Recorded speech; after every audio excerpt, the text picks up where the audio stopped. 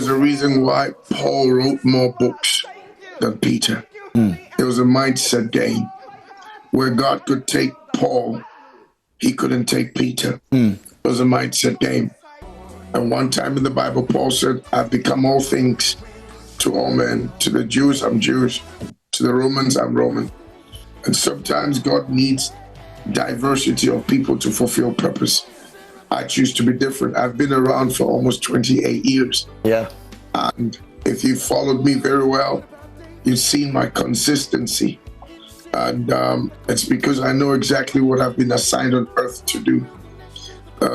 I might have the looks of somebody who really is not as churchy or religious, but hit the stage with me and we'll see who is more religious or who fears God the most.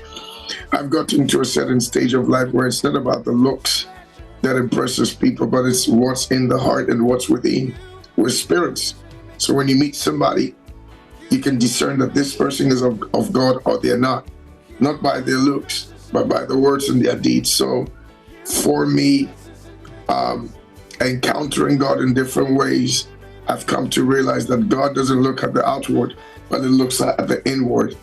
And people who point fingers all the time, I say watch them, because they're the ones that you should rather keep an eye on. So I'm just privileged to have a different mindset, and nothing moves me, no opinion moves me, because I'm confident in what I've been sent to do. Absolutely. Well, I mean, maybe that gave birth to my confidence, which of course we'll be talking about. We'll be talking about that in a couple of minutes. But what's your take on the current generation that we have right now? Do you sometimes fear for the generation that we're raising right now, especially with the advent of social media, which seems to be taking a lot from the generation that we have today? AMJ, this new generation lacks respect and honor. Now on social media, everybody feels they can speak their mind because they have a little bit of credit on their phones. And so there's no respect. And let me say this, I might not know you, but if I've gone to a certain heights in life and you haven't been yet, you come on to disrespect, it'll go against you in life. I've seen too much in life. So the problem with this new generation is lack of respect. They don't care. They don't really care. If they need to insult you, they'll come on and insult you and feel good about it, or anything that will make them trend. If it's an insult, let them do it.